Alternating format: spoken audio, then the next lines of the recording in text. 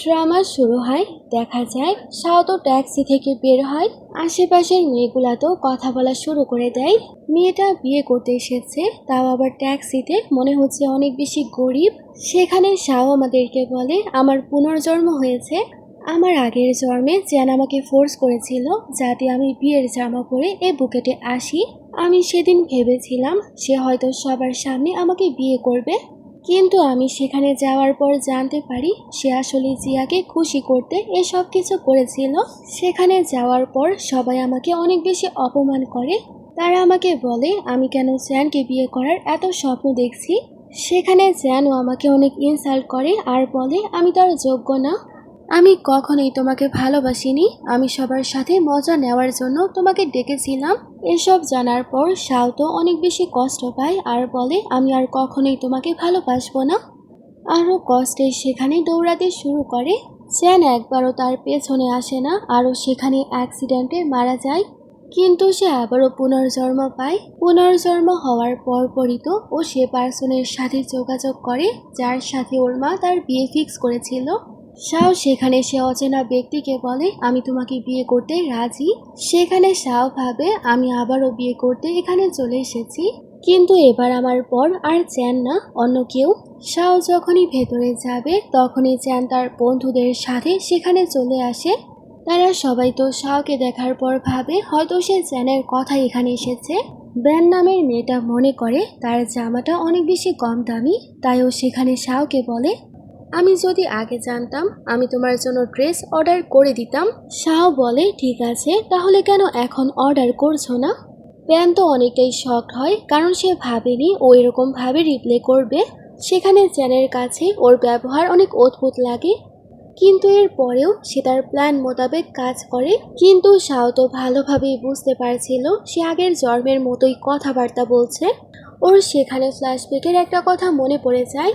একবার চ্যান ওকে একটা দোকানে নিয়ে যায় আর ওকে জামা ট্রাই করতে বলে। ও ভাবে হয়তো ওকে চ্যান ওর সাথে করে কোনো পার্টিতে নিয়ে যাবে, কিন্তু সেখানে যাওয়ার পর ও জানতে পারে জিয়ার আসলে অ্যালার্জি, ও সব জামা কাপড় ট্রাই করতে পারবে না। তাই সেখানে জামা ট্রাই করার জন্য ওকে ডাকা হয়েছিল যাতে জিয়া সেখানে জামা চুজ করতে পারে। সেখানে ব্যান আসে আর বলে তোমার কি মনে হয় চ্যান তোমার মতো মেয়েকে পার্টিতে নিয়ে যাবে? আর তারা শাওকে অনেক ইনসাল্ট করে। বর্তমানে শাওয়ের তো ওদের কথাবার্তায় কিছুই যায় আসে না, কিন্তু শাও সেখানে কাউকে বলে না ওর ওয়েডিং ড্রেস অনেক বেশি দামি, একদমই চিপ না। ব্যান বলে তোমার কোনো কিছুই যায় আসছে না, কারণ তোমার ওয়েডিং ড্রেস অনেক সস্তা। তোমার কাছে থাকা কোনো কিছুই তো দামি মনে হচ্ছে না, শুধুমাত্র এই ব্রেসলেটটা ছাড়া। চ্যান বলে তার বাবা মারা যাওয়ার আগে তাকে এটা দিয়েছিল, হয়তো শাওয়ের পরিবারে এটাই একমাত্র জিনিস যার মূল্য আছে। এই কথা শোনার পর তো ব্যান ব্যান এবং শ্যান ওকে বলতে শুরু করে তুমি তো এমনিতেও চ্যানকে বিয়ে করতে চলেছ, তাই তোমার উচিত হবে তুমি কম্পেনসেশন হিসাবে এটা জিয়াকে দিয়ে দাও। সেখানে শাও তার ব্রেসলেট সামলাতে শুরু করে। জিয়া বলে আমার সেই জিনিস লাগবে না, যে জিনিস অন্য কেউ পরে আছে। প্ল্যান বলে তুমি যখন সেটা চাও না সেটা আমরা ভেঙেই ফেলবো, যাতে আমরা তোমাকে হ্যাপি করতে পারি। আর তারা সেখানে ওর হাত ধরে সে ব্রেসলেট ভেঙে ফেলে। সেখানে ওরা দুজনেই তো হাসতে শুরু করে আর ভাবে ও সেখানে কান্নাকাটি করবে, কিন্তু শাও তো সেখানে কোনো রিয়াকশনই দেখায় না আর বলে আমার বাবার সব গুরুত্বপূর্ণ জিনিসপত্র আমি লকারে রেখেছি, আর এটা তো অনেক সস্তা ছিল যা আমার হাতেও টাইট হচ্ছিল। আমি নিজেও ভাবছিলাম সেটা ভেঙে ফেলবো, আজকে ভালোই হলো। সেখানে চ্যান কিছু বলবে তার আগেই শাও বলে আমি খুব ভালোভাবেই জানি তুমি আমাকে ডেকেছ কারণ আমাকে ইনসাল্ট করতে চাও। ফ্ল্যাশব্যাকে দেখা যায় পুনর্জন্মের পরে সেই আগের বারের মতো ওর কাছে ওর কল আসে। চ্যান ওকে বলে তুমি শপিং মলে গিয়ে জিয়ার জন্য একটা জামা ট্রাই করো, যে ড্রেসটা সে কালকে পরবে। আর আমি তোমাকে বিয়ে করার জন্য রাজি, তাই তুমি নিজের জন্য একটা বিয়ের জামা সিলেক্ট করো। সেখানে শাওকে বলতেই যাচ্ছিল আমি অন্য কাউকে বিয়ে করব, তখনই সেখানে ব্যান আসে আর বলে জিয়ার তো খাবার একদমই পছন্দ হচ্ছে না। তখন চ্যান তো আর কোনো কথা না শুনে সেখানে চলে যায় আরও শাওকে জামা ভাড়া করার জন্য টাকাও দিয়ে দেয়। শাও ভাবে আমার কাছে যেহেতু টাকা চলে এসেছে আমি ইউজ করে ফেলি। আরও সেখানে গিয়ে জিয়ার জন্য একটা জামা চুজ করে আর ওকে ছবি পাঠায়।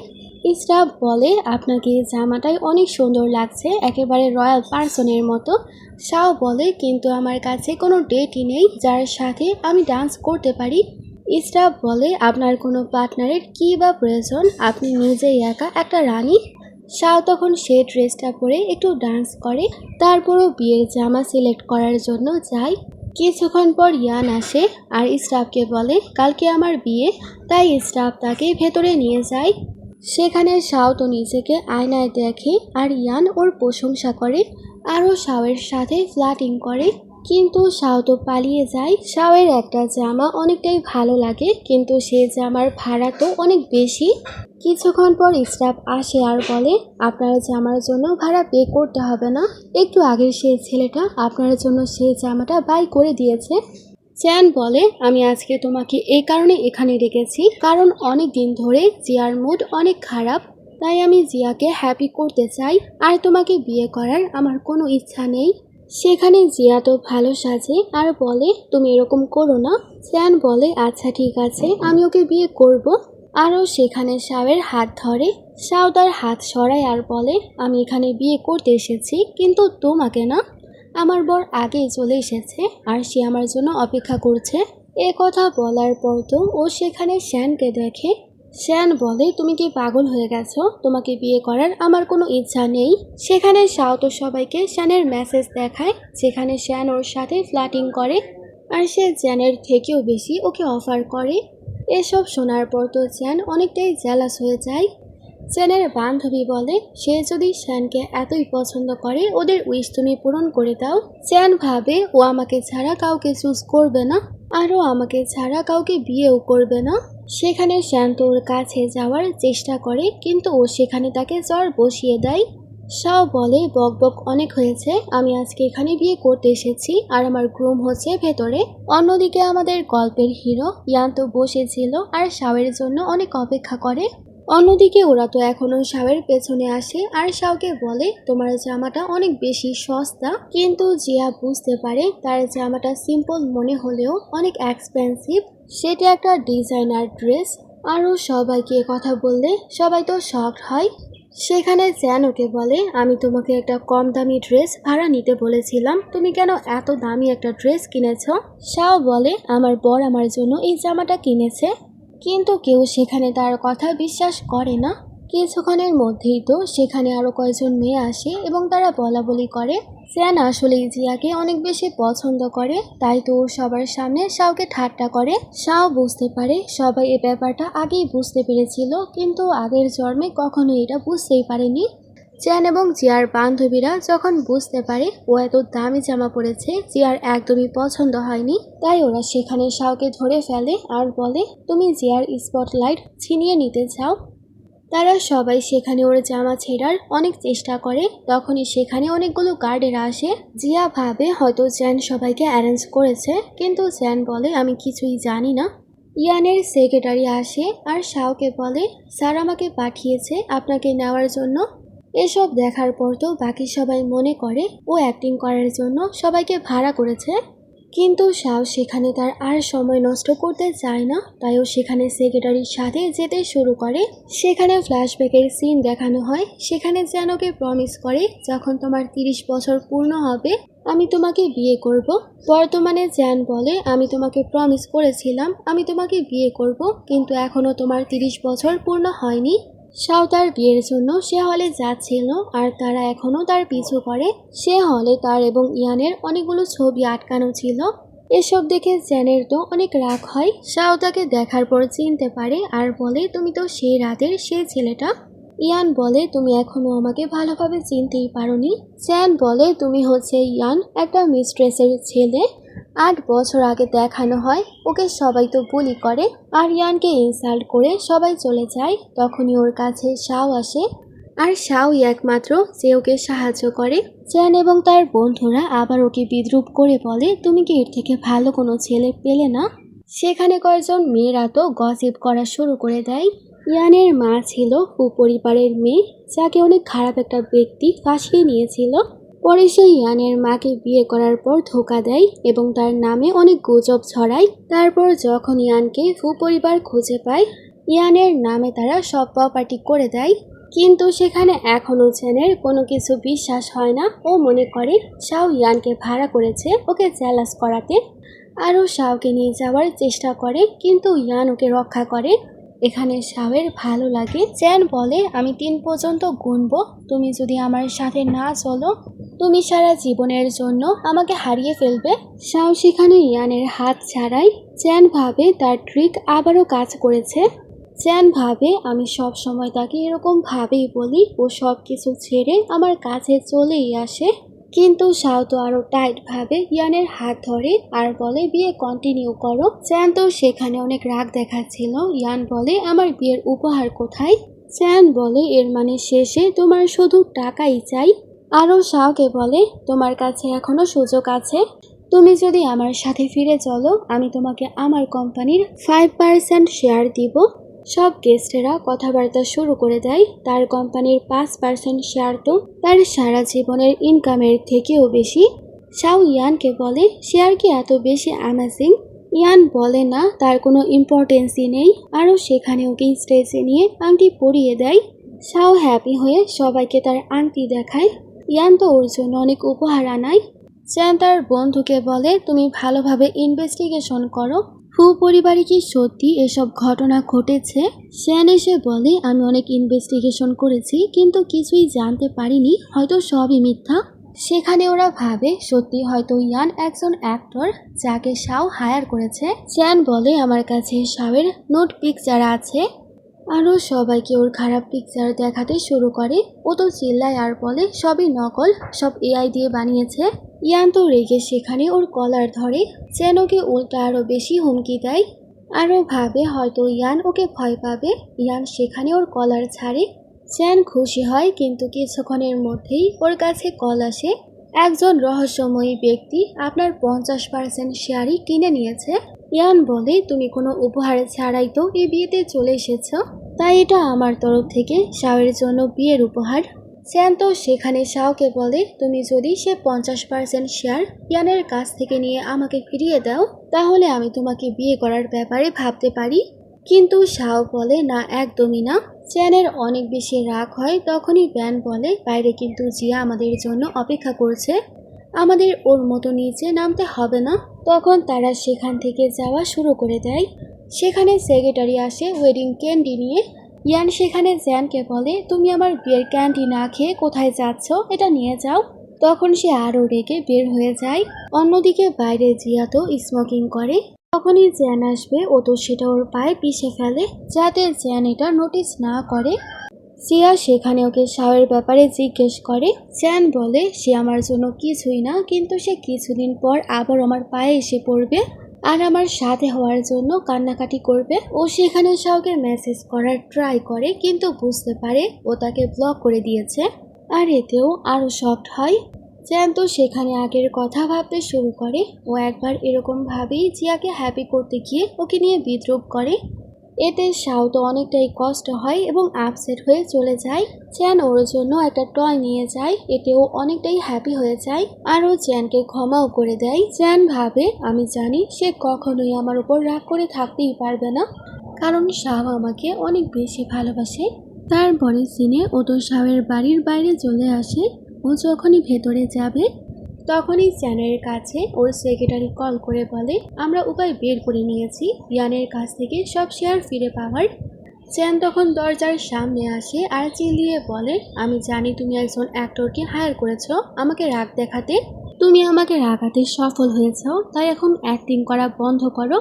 কিন্তু যখন সেখানে কেউ কোনো রেসপন্স করে না তখনও বলে, বাইরে অনেক বেশি ঠান্ডা, আমার অনেক বেশি ঠান্ডা লাগছে। ও ভাবে শাও এখন দরজা খুলবেই, কিন্তু সেখানে তো অন্য আরেকটা মহিলা দরজা খোলে।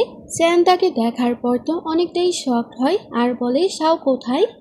মেয়েটা বলে, শাও তো বাড়ি ভাড়া নিয়েছিল, তার যখন এখন বিয়ে হয়ে গেছে সে তো এখান থেকে চলে গেছে। চ্যান তো রেগে বলে, সে কার সাথে গেছে? সে মেয়েটা বলে, তুমি কি পাগল হয়ে গেছো? তার বিয়ে হয়ে গেছে, এখন সে আর কার সাথে যাবে? তার হাজব্যান্ডের সাথেই গেছে।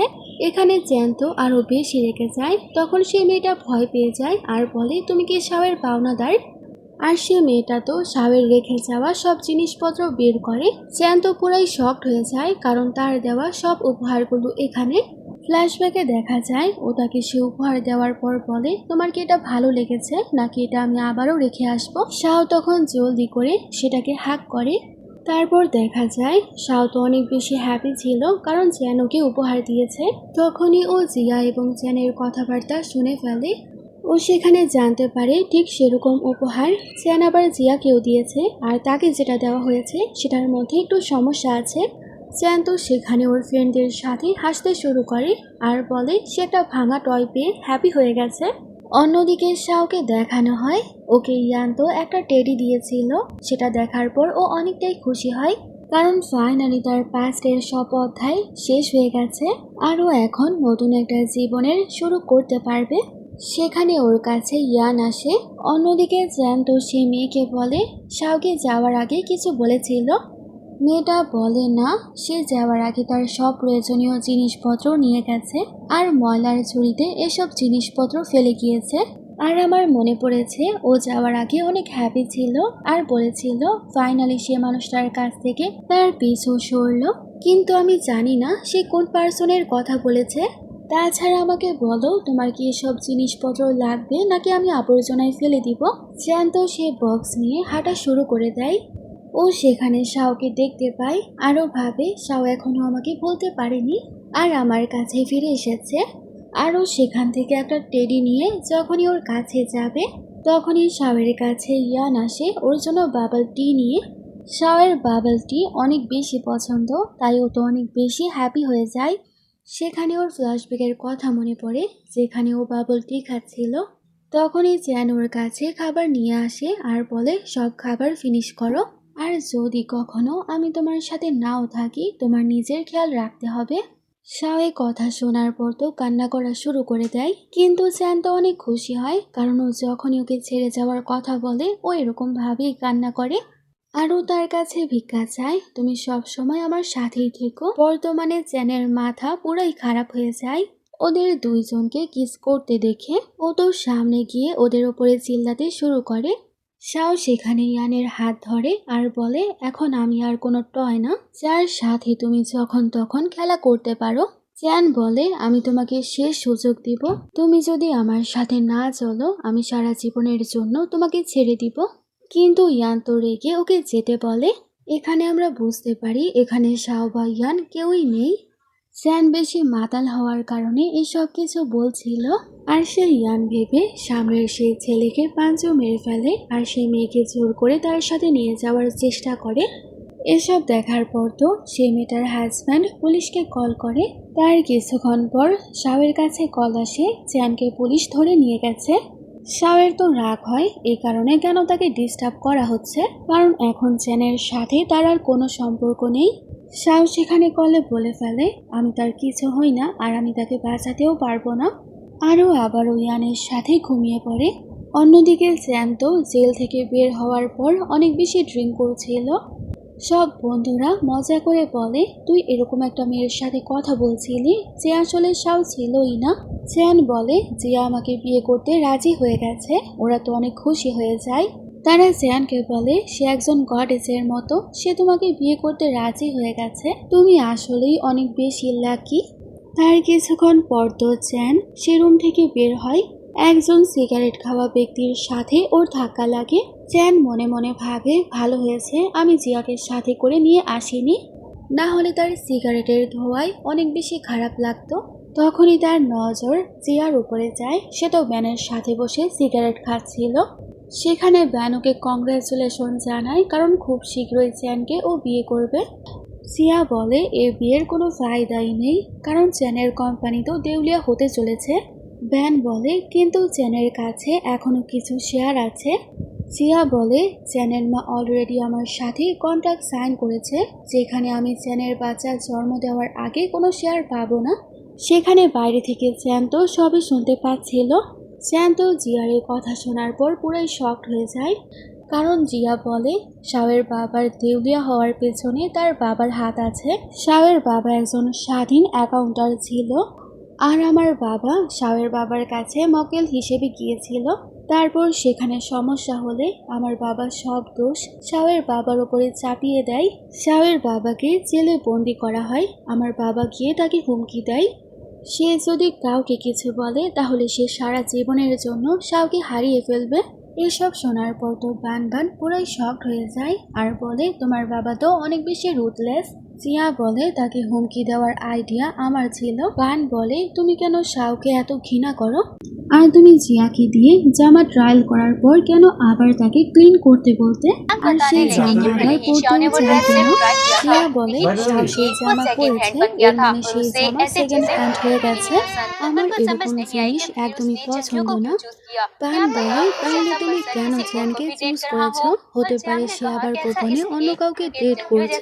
জিয়া বলে, কারণ সেরকম পার্সনকে ম্যানিপুলেট করা অনেকটাই সোজা। আর সেখানে বানকে হুমকি দেয় যাতে এই ব্যাপারে কেউ জানতে না পারে। সেখানে বান হ্যাঁ বলে। সেখানে জ্যান কেউ বন্ধুরা আওয়াজ দেয়। জ্যান নাম শোনার পর তো জিয়া অনেকটাই ভয় পেয়ে যায়। কিন্তু জিয়া পেছনে ঘোরার পর কাউকেই দেখতে পায় না। তার কিছুক্ষণ পর জিয়া তো জ্যানের রুমে আসে, আরও ভাবে জ্যান কেন আজকে আমাকে এত আজব নজরে দেখছে। সেখানে অন্য সব বন্ধুরা যখন সিগারেট খাবে, জ্যান তো সবাইকে মানা করে। তাই জিয়া ভাবে হয়তো সে একটু বেশি ভাবছে। জিয়া তো জ্যানের সামনে এরকম ভাব নিচ্ছিল যেন কিছুই হয়নি।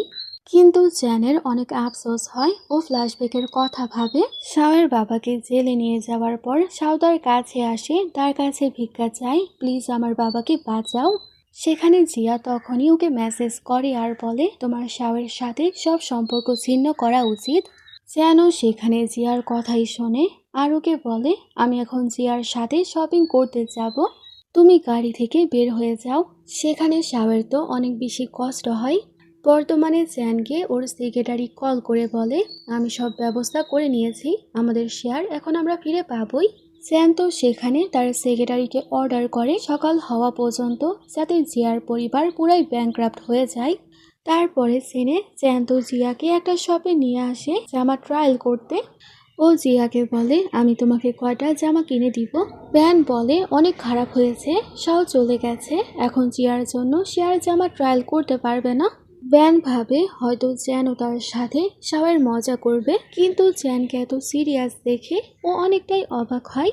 তখনই ব্যানের নজর শাওয়ের উপরে যায় আরও বলে, শাও তো নিজেই এখানে চলে এসেছে, তাই আমাদের আর প্যারেশান হতে হবে না। শাও একটা জামা পরে বের হয়, সেখানে ইয়ান ওর প্রশংসা করে। কিন্তু বান বলে, তোমাকে একদমই সুন্দর লাগছে না। কিন্তু সেখানে জ্যান এবং ইয়ানের তো ওকে অনেক বেশি সুন্দর লাগছিল। সেখানে জিয়া ভাবে, যদি শাওয়ের জায়গায় সে জামা আমি পরি, সবাই তো আমার প্রেমে পাগলই হয়ে যাবে। তখনই ব্যান বলে, যদি শাওয়ের জায়গায় তুমি এ জামা পরো তোমাকে অনেক সুন্দর লাগবে। কিন্তু জিয়া ভাবে, যাই হোক সবার সামনে আমাকে পারফেক্ট সেজে থাকতেই হবে। আরও সেখানে বানকে বলে, সে জামাটা অনেক বেশি ডিসগাস্টিং, আমার মুড অনেক ভালো ছিল কিন্তু এখন আমার মুড পুরাই খারাপ হয়ে গেছে। সেখানে জিয়া ভাবে, আমি যখনই মুড খারাপ হওয়ার নাটক করি তখনই সবাই শাওকে দোষারোপ করে আর পেরেশান করে, যা আমার অনেক ভালো লাগে। জিয়া ভাবে হয়তো এখনও সেরকমই হবে, কিন্তু জ্যান সবাইকে থামায়। জিয়া শকড হয়ে ভাবে, সে কি আবার শাওয়ের কেয়ার করছে নাকি। কিন্তু জ্যান তো বাহানা বানায় আর বলে, আমি চাই না তুমি অন্য কারোর জন্য মুড খারাপ করো, তোমার আজকে এখানে যা ভালো লাগে তুমি কিনতে পারো। জিয়া ভাবে সে এখন আগের মতোই আছে, আমিই ভুল ভাবছি। অন্যদিকে ইয়ান ওকে টিজ করে বলে, তুমি তো অনেক মোটা হয়ে গেছো। শাও বলে, সব দোষ তোমার, কারণ তুমি সারাক্ষণ আমাকে কিছু না কিছু খেতে বলো। শাও বলে, তোমার যদি মনে হয় আমি অনেক মোটা হয়ে গেছি তাহলে এখন আমি আর বাবল টি খাবই না। সেখানে ইয়ানও মজা করে ওর কাছ থেকে বাবল টি নিয়ে ফেলে। কিন্তু কিছুক্ষণ পর শাও আবারও তার কাছ থেকে বাবল টি নিয়ে খেতে শুরু করে। চ্যানের এসব কিছু দেখার পর অনেকটাই রাগ হয়, আরও ভাবে একবার আমি জিয়া গোল্ডিগারকে শিক্ষা দিয়ে ছাড়ি, তারপর শাওকে আমার কাছে ফিরিয়ে আনবো। সেখানে চ্যান তো শ্যানকে থামায়, কিন্তু শ্যান তারপরেও ওর কথা না শুনে শাওকে ওদের বিয়ের কার্ড দেয়। আরও শাওকে বলে চ্যান এবং জিয়ার বিয়ে, যাতে শাও এসব দেখার পর জেলাস হয়। শ্যান তারপর ইসরাফকে বলে, আপনাদের শপে 200 মিলিয়ন টাকার যত জামা এবং গহনা আছে সব নিয়ে আসুন। কিন্তু স্টাফ বলে সরি, এত দামি জামা কাপড় এখানে নেই। শ্যান বলে তাহলে শপের সব থেকে দামি জামা কাপড় নিয়ে আসো আর সব দামি গহনাও নিয়ে আসবে। সেখান থেকে জিয়া নিজের জন্য বাছাই করবে। আসলে তারা এই সব কিছু করে শাওকে নিচু করতে চাচ্ছিল, কিন্তু জ্যান তো এই সব কিছু করতে না করে তারা সবাই শকড হয় সে কেন শাওকে আজকে সাপোর্ট করছে।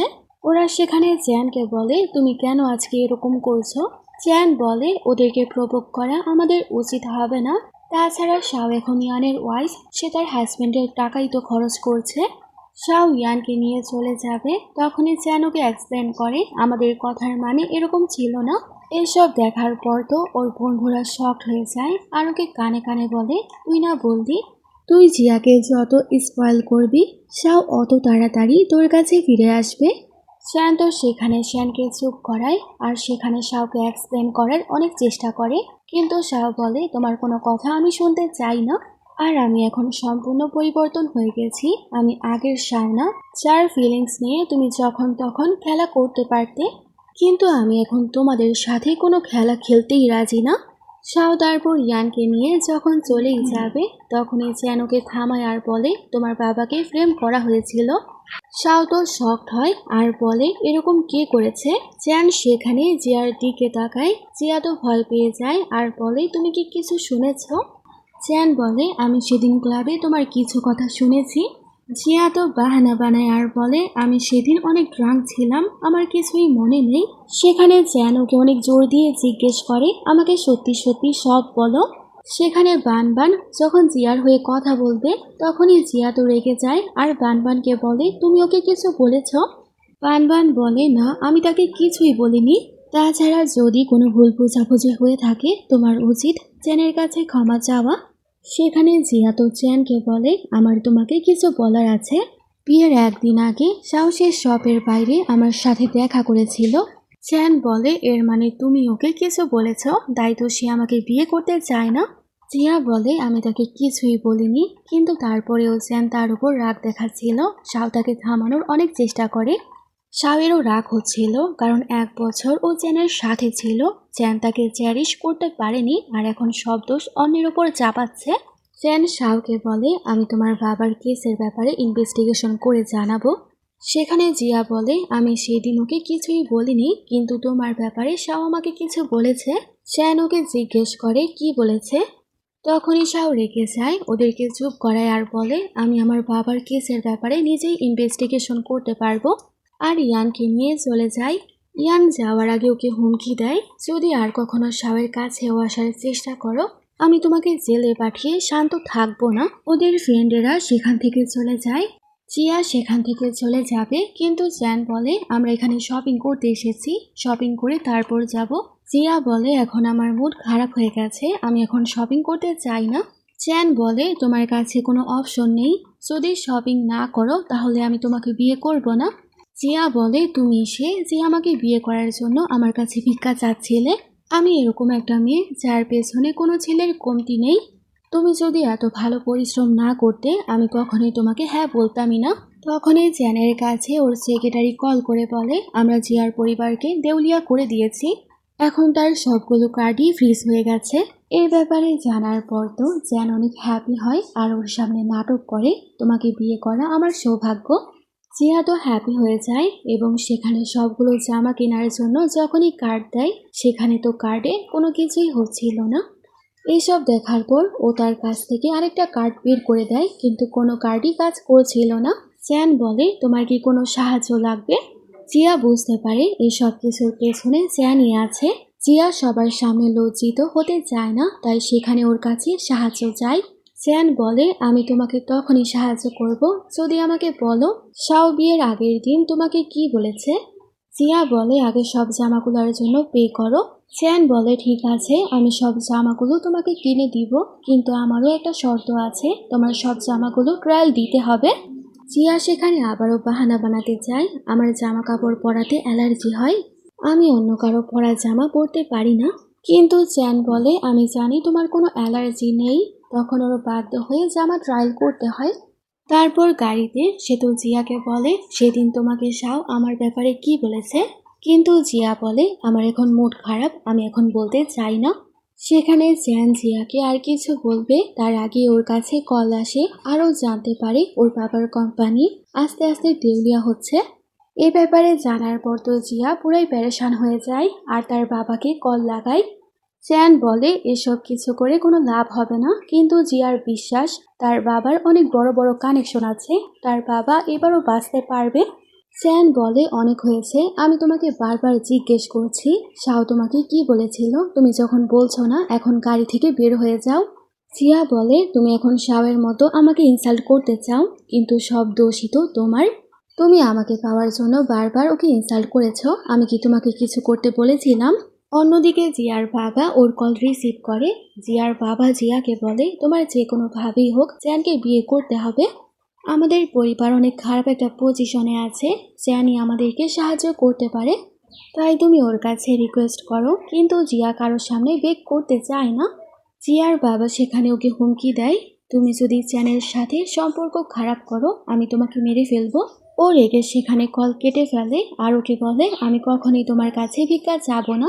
চ্যান বলে আমরা এখন সেই জায়গায় আছি যেখানে 7 বছর আগে সাউদার বাবার জন্য আমার কাছে ভিক্ষা চেয়েছিল, যাতে আমি তার বাবাকে সাহায্য করি। জিয়া বলে তুমি আমার কথায় তার দিকে ফিরেও তাকাওনি আর এখন 100 মিলিয়ন টাকা লাগিয়ে দিয়েছ তার হয়ে প্রতিশোধ নেওয়ার জন্য, তুমি আসলে অনেক বড় একজন পাগল। জিয়া বের হয়ে যাবে তখনই ও তার কাছ থেকে ফোন রেখে দেয় আর বলে তোমার যদি ফোন ফেরত চাই তাহলে আমার অফিসে এসো। বর্তমানে চ্যানকে দেখানো হয় ও তার স্টাডি রুমে বসে কিছু একটা ভাবছিল। ফ্ল্যাশব্যাকে দেখা যায় কলেজের সময় ইয়ান তো শাওয়ের জন্য উপহার আনে আরও বেঞ্চে রেখে চলে যায়। শাও সে উপহার পাওয়ার পর ভাবে চ্যান ওকে দিয়েছে, আরও চ্যানকে থ্যাংক ইউ বলে। চ্যানকে শ্যান আস্তে করে বলে সে অনেক বেশি বোকা, কিন্তু চ্যান খুশি হয় কারণ শাও ওকে অনেক ভালোবাসে। সেখানে বানবান তো জিয়ার উপহারের অনেক প্রশংসা করে, সেটা চ্যান ওকে দিয়েছিল, তাছাড়া অনেক দামিও। আরও সেখানে শাওয়ের উপহারও দেখতে চায়, সেখানে শাও হ্যাপি হয়ে তাকে উপহার দেখায়। তখন বানবান তার উপহার নিয়ে ঠাট্টা করে। বর্তমানে চ্যানের কাছে ওর সেক্রেটারি আসে আর বলে কার রেডি। তারপরে সিনে দেখা যায় জিয়া ওর গাড়ির বাইরে আর ওকে বলে প্লিজ আমাকে বিয়ে করে নাও, আমি তোমার কাছে ভিক্ষা চাই। কারণ এখন জিয়ার কাছে আর কোনো রাস্তা নেই তার পরিবারকে বাঁচানোর। জিয়া বলে আমি শাওকে গিয়ে সবকিছু এক্সপ্লেন করব আর সব দোষ নিজের ওপরে নিয়ে নিব, কিন্তু চ্যান এখনও তার কোনো কথাই শোনে না আর গাড়ি দিয়ে চলে যায়। জিয়া সে গাড়ি থামাতে সামনে চলে আসে, কিন্তু এর পরেও তো চ্যান গাড়ি থামায় না, আরও ভয়ে সরে যায়। জিয়া পেছন থেকে চিল্লায় আর বলে তুমি কি জানতে চাও না শাও সেদিন আমাকে কি বলেছে। তারপরে সিনে যখন সিগন্যালের জন্য গাড়ি থামানো হয় দুইজনের গাড়ি পাশাপাশি, ইয়ান তো মজা করে চ্যানকে বলে তুমি কেন আজকে একা। শাও বলে সে একা কোথায়, তার সাথে ড্রাইভার আছে, তারা তো ওর সামনেই ফ্লার্টিং করছিল আর চ্যানের অনেক রাগ হয়। ও যখন এ ব্যাপারে ইয়ানের সাথে রাগ দেখায় তখন ইয়ান তো ম্যারেজ সার্টিফিকেট বের করে আর বলে আমরা লিগালি ম্যারিড, আমি আমার ওয়াইফের সাথে ফ্লার্টিং করতেই পারি। আরও জ্যানকে বলে মনে হয় তুমি ড্রাইভিং পারো না তাই তো ড্রাইভারকে নিয়ে ঘুরছো। শাও বলে ওকে আর টিজ করো না, তুমি গাড়ি চালাও। তারপর তারা তো গাড়ি চালিয়ে চলে যায় আর চ্যানের তো অনেক বেশি রাগ হয়, ও ড্রাইভারকে বের করে দেয়। এখানে আমাদের ফ্ল্যাশব্যাকের সিন দেখানো হয় বিয়ের আগের দিন ওর সাথে জিয়ার দেখা হয়। জিয়া বলে তোমার কি মনে হয় চ্যান তোমাকে বিয়ে করবে, সে আবারও আমাকে খুশি করতে এসব কিছু করছে। অন্যদিকে চ্যান তো অনেক জোরে গাড়ি চালাচ্ছিল আর সেখানে জিয়ার কথা ভাবে, ও জিয়াকে জিজ্ঞেস করে সে কি বলেছিল। জিয়া বলে শাও আমাকে বলেছে শাও যদি আরেকটা জীবন পায় তোমাকে সে দেখতেও চাইবে না। তারপরে সিনে চ্যান তো ক্লাবে ছিল ওর সব ফ্রেন্ডদের সাথে, সবাই কথাবার্তা বলছিল সে কি জিয়াকে বিয়ে করবে নাকি করবে না। তখনই সেখানে জিয়া আসে এবং তাকে দেখার পর তো সবাই স্মোকিং করা বন্ধ করবে, কিন্তু চ্যান তো সবাইকে থামায় এবং একটা সিগারেট বের করে জিয়াকে দেয়। জিয়া সেখানে আগুন নিয়ে তার সিগারেট জ্বালায়, আসলে চ্যান সবার সামনে ওর আসল রূপ দেখাতে চায়, ও সবার সামনে নিজেকে কত পারফেক্ট এবং ইনোসেন্ট দেখায়, কিন্তু সে আসলে সেরকম না। অন্যদিকে ইয়ানকে ওর সেক্রেটারি বলে আসলে শাওয়ের বাবা তো কিছুই করেনি, জিয়ার বাবা তাকে ফাঁসিয়েছে। আর এখন জিয়ার পরিবারও ব্যাংক্রাফট হয়ে গেছে। কিছুক্ষণ পর ইয়ানের কাছে জিয়া চলে আসে আর বলে, আমার কাছে এরকম একটা ব্যাপার আছে, তুমি অনেক ইন্টারেস্টেড হবে, কিন্তু তোমারও আমাকে সাহায্য করতে হবে, কারণ আমি চ্যানের কাছ থেকে প্রতিশোধ চাই। আর তারা সেখানে কোনো বিষয়ে ডিসকাস করে। অন্যদিকে শাও যখন ইয়ানের কাছে যাবে তখনই চ্যান এসে ওকে ধরে ফেলে। আরও শাওকে অর্ডার দিচ্ছিল, তোমার ইয়ানকে ডিভোর্স দিতেই হবে। শাও বলে, আমার ঠেকা পড়েনি, আমি তোমার অর্ডার শুনবো। চ্যান বলে, আমি তোমাকে প্রমিস করছি, তুমি যদি ওকে ডিভোর্স দিয়ে আমার কাছে ফিরে আসো, তুমি আমার জীবনে আমার একমাত্র ওয়াইফ হবে। সেখানে শাও ওকে ধাক্কা মারে আর চড় মেরে চলে যায়। অন্যদিকে ইয়ান তো জিয়ার সাথে ডিল করে। কিছুক্ষণ পর শাও আসলে ও শাওকে কিছু পেপার দেয়, সেখানে ওর কাছে সব প্রুফ ছিল। শাও তো অনেক খুশি হয়। ইয়ান ওকে বলে, আমি শুধুমাত্র এতটুকু কনফার্ম হতে চাই, তুমি কি দেখতে চাও চ্যান তার সব কিছু হারিয়েছে? শাও বলে, এখন আমার কোনো কিছুই যায় আসে না সে কোন অবস্থায় আছে। আরও তাকে আগের ঘটনা বলে, যেখানে সে জিয়াকে হ্যাপি করার জন্য শাওকে ফোর্স করে টেডি কস্টিউম পরতে। সেখানে চ্যান এবং তার বন্ধুরা ওকে নিয়ে অনেক বেশি ঠাট্টা করে। এসব শোনার পর ইয়ানের অনেক খারাপ লাগে। আরও বলে, এখন আমি তোমার সাথে আছি, আর ওকে কিস করে। তারপরে সিনে ওরা যখন বাইরে ছিল তখনই ও বাবল টি দেখায়। ইয়ান তার জন্য বাবল টি নেওয়ার জন্য চলে যায়, আর ও সেখানে বসেছিল। তখনই ওর কাছে একজন টেডি আসে। সেখানে শাও মনে করে হয়তো এটা ইয়ান, তাই ও সেখানে স্মাইল করে। আরও বলে, নাটক করা বন্ধ করো। তখনই চ্যান তো সে মুখোশ খুলে ফেলে। শাওয়ের মুহূর্ত পুরাই অফ হয়ে যায়। সেখানে চ্যান আবার এই সব কিছু দেখে ফেলে ও কিভাবে শাওকে হ্যাপি করার চেষ্টা করছে। এসব দেখার পর তো ইয়ান অনেক বেশি জেলাস হয়ে যায়, আরও ড্রাগনের কস্টিউম পরে সেখানে আসে। তারা দুজনেই সেখানে শাওকে হ্যাপি করার অনেক ট্রাই করে। শাও তো অনেক বেশি বিরক্ত হয়ে যায়। সেখানে ইয়ান তো ওর জন্য বাবল টি এনেছে, তাই ও আবার বাবল টি আনতে যায়। কিন্তু সেখানে দোকানদার বলে বাবল টি এর জন্য আরও 1 ঘন্টা ওয়েট করতে হবে। তাই ও সেখানে শপকিপারকে অনেকগুলো টাকা পয়সা দেয় আর সব বাবল টি নিয়ে আসে। তারপর ও এসে শাওকে বলে, আমি এই জায়গার সব স্টলগুলোকে কিনে ফেলেছি, তোমার যখন ইচ্ছা তুমি এখান থেকে বাবল টি খেতে পারো। এসব দেখার পর তো ইয়ান অনেক রেগে যায়। তারা দুজনেই সেখানে ফাইটিং করে। শাও এসব দেখার পর তো রেগে চলে যায়। তারপরে সিনে দুইজনে একসাথে বসেছিল। চ্যান বলে, তুমি আমার শাওকে আমাকে ফিরিয়ে দাও, তোমাকে আমি যে কোনো মূল্য পে করতে রাজি। ইয়ান বলে, আমি কখনো এরকম করব না। চ্যান বলে, আমার কাছে এশিয়ার সব থেকে বড় লিগাল টিম আছে, শাও চাইলে খুব সহজেই তোমার কাছ থেকে ডিভোর্স নিতে পারবে। কিন্তু ইয়ানের বিশ্বাস কখনোই শাও ওকে ছাড়বে না। চ্যান বলে, এসব কিছু আমার বিয়ের দিনেই দেখা যাবে। তারপরে সিনে চ্যান তো তার ব্রাইডের জন্য অপেক্ষা করে। শাও নোটিস করে এই জায়গার সব আয়োজন ঠিক সেরকম ভাবে করা হয়েছে যেরকম ভাবে আগের জন্মে ওকে ইনসাল্ট করা হয়েছিল।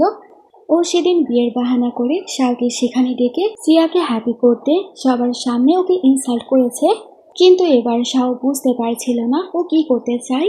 সেখানে জিয়ার এন্ট্রি হয়। সবাইকে বলাবলি করেছিল সে জিয়াকে অনেক ভালোবাসে, তাই তো এত সুন্দরভাবে সব করেছে। ফ্ল্যাশব্যাকে দেখা যায় শাও তো ওর বিয়েতে আসতে চাচ্ছিল না, কিন্তু ও বলে, তোমার সে বিয়েতে আসতেই হবে, আমি তোমার বাবার ব্যাপারে কিছু জানাবো। তাই সেখানে শাও এসেছে। তখনই দেখা যায় সেখানে ব্রাইড নয় একটা টেডি আসে। কেউ সেখানে বুঝতে পারছিল না এসব কিছু কি হচ্ছে। আর তারা সবাই সে টেডিকে নিয়ে অনেক বেশি মজা করে। ফ্ল্যাশব্যাকে দেখা যায় জিয়া তার বিয়ের জন্য জামা চুজ করছিল। তখনই ওর কাছে চ্যান আসে আর বলে, তুমি যদি আমাকে বিয়ে করতে চাও আমি তোমাকে যেরকম বলছি সেরকমই করো। আর বর্তমানে জিয়া তো সে কারণেই এসব কিছু করে। জিয়া সেখানে আস্তে আস্তে ভেতরে আসছিল, তখনই হঠাৎ করে সে পড়ে যায়। তারা সবাই তো অবাক হয়ে যায় আর সবাই বলাবলি করে আসলে এই টেডির মধ্যেই ব্রাইড আছে। সেখানে জ্যান্ত অনেক রুডভাবে বলে, হ্যাঁ রে, তোমার স্বাগতম। জিয়া তো সেখানে বসে পড়ে এবং শাওয়ের কাছে ক্ষমা চায় আর বলে, প্লিজ আমাকে বাঁচাও। এসব দেখার পর তো শাওয়ের অনেক বেশি রাগ হয়। শাও বলে, জিয়া যদি খারাপ কিছু করে থাকে তাহলে পুলিশকে ইনফর্ম করো, কেন তাকে এত ইনসাল্ট করছো। জ্যান্ত জিয়াকে বলে, তুমি কি বুঝতে পেরেছো সে আমার প্রতি কত নারাজ। সেখানে জিয়ার আগের সব কথাবার্তা মনে পড়ে আরও সেখানে বলে, তুমি খুব ভালোভাবেই জানতে সে সব কিছু করে আমার জন্য সমস্যা ক্রিয়েট করছে, তারপরেও তুমি সব সময় আমার সাথে সেরকমই করেছো। আর এখন সব দোষ জিয়ার উপরে চাপাচ্ছ। তুমি এখন এই সব কিছু করে কি প্রমাণ করতে চাও? কিন্তু জ্যান তারপরেও জিয়াকে বলে, তোমার কারণে সে নারাজ হয়ে গেছে, তাই সারা জীবন তোমাকে কষ্ট ভোগ করতে হবে। জিয়া বলে, আমি শাওনা যে তোমার জন্য টয় হয়ে থাকবো, আর তুমি আমাকে যেরকম বলবে আমি সেরকমই করব। জ্যান বলে, এর মানে সবসময় গডেস হয়ে থাকা তোমার নাটক। জিয়া বলে, হ্যাঁ অবশ্যই, না হলে আমি তোমার মতো পার্সনকে কিভাবে ফাঁসাতাম। জ্যান তো রেগে যায় এবং তার বন্ধুকে ওয়াইন আনতে বলে। আরও বলে, আমার কাছে জিয়ার নামে সব প্রমাণ আছে। আরও সেখানে একটা পেপার বের করে, কিন্তু সেটার মধ্যে কিছুই ছিল না। সেখানে জ্যান তো পুরোই শকড হয়ে যায়। তখনই সেখানে ইয়ান বলে, সে পেপার আমার কাছে, এখানে সব প্রমাণ আছে। ফ্ল্যাশব্যাকে দেখা যায় জিয়া গিয়ে ওকে সব প্রমাণ দিয়ে দিয়েছিল। আরও ইয়ানের কাছে 20 মিলিয়ন টাকা চায় আর বলে, আমি চাই সে বিয়ের দিন তুমি জ্যানকে ধ্বংস করে দাও। সেখানে ইয়ান বলে, আমি তোমাকে 2 মিলিয়ন টাকাই দিব, কারণ এই প্রমাণ জোগাড় করা আমার জন্য অতটাও কষ্টদায়ক না। যে একটা নিউ জীবন শুরু করতে চায়, তাই ও সেখানে 2 মিলিয়ন টাকা অ্যাকসেপ্ট করে। বর্তমানে জিয়া ভাগে এখনও জ্যানকে সম্পূর্ণ ধ্বংস করতে পারবে, কিন্তু জ্যানের আরও কিছু প্ল্যানিং ছিল, আর সেখানে অনেকগুলো গহনা আনা হয়। আরও জিয়ার সামনে সব উপহারগুলো নিচে ফেলে ভেঙে ফেলে এবং নষ্ট করে দেয়। জিয়া এসব দেখার পর তো শকড হয়ে যায়, কারণ ও ভেবেছিল জ্যান হয়তো এবার ব্যাংক্রাফট হয়ে যাবে। জ্যান বলে, আমার গ্র্যান্ডমা হচ্ছে এশিয়ার সব থেকে লয়াল একজন হায়ার, আর আমার আন্টি হচ্ছে সাউথ আফ্রিকার সব থেকে বড় এবং পাওয়ারফুল একজন ব্যক্তি। আমাকে ব্যাংক্রাফট করা এতটাও সোজা না। আর তারা আমার ওয়াইফের জন্য এসব উপহার পাঠিয়েছে। ও সেখানে এসব ভাঙতে না করে, কিন্তু সে তো সব কিছুই ভেঙে ফেলে। জিয়া সেখানে জ্যানের কাছে অনেক বেশি ক্ষমা চায়। জ্যান বলে, আমার বিশ্বাস হচ্ছে না আমি তোমার জন্য শাওকে এত কষ্ট দিয়েছি। আরও জিয়াকে বলে, তোমার টাকা এত বেশি পছন্দ, আর ইয়ানের দেওয়া সে চেকও সে ছিঁড়ে ফেলে। এসব দেখার পর তো জিয়া অনেক বেশি কান্না করে। কিছুক্ষণ পর পুলিশ আসে আর ওকে নিয়ে যায়। জ্যান ভাবে এসব কিছুর পরে শাও হয়তো ওর কাছে ফিরে আসবে, কিন্তু শাও তো এরকম কিছুই করে না, আর ইয়ানের হাত ধরে চলে যায়। জ্যান বুঝতে পারে ও সব কিছু হারিয়ে ফেলেছে, আরও সেখানে ড্যাডি নাই। তারপর আমাদের আরো 5 বছর পরে সিন দেখানো হয়, শাও তার মেয়ের সাথে ঘোরাঘুরি করছিল। তখনই ওদের সামনে একটা টেডি আসে যার হাতে বাবল টি। শাও সে বাবল টি নিবে, কিন্তু ওর মেয়ে বলে, মায়া তো বাবল টি খাওয়া একদমই ভালো না। সেখানে ইয়ান আসে আর বলে, তোমার মায়ের পছন্দ হলে তাকে নিতে দাও। শাও তার মেয়েকে বলে, তুমি এত বেশি ছোট, তারপরেও মায়ের ওপরে অর্ডার চালাচ্ছ। শাও সেখানে বাবলটি বাদ দিয়ে তার পরিবারের সাথে চলে যায়। ও বুঝতে পারে পেছনের এই টেডিটা আর কেউ নয়, জ্যান। শাও এখন তার জীবনে অনেক বেশি হ্যাপি। ও তাকে ইগনোর করে চলে যায়। আর এখানে আমাদের ড্রামাটার হ্যাপি এন্ডিং হয়ে যায়। তোমাদের কাছে রিবাদ ড্রামাটা কিরকম লেগেছে আমাকে জানাবে। Thanks for watching.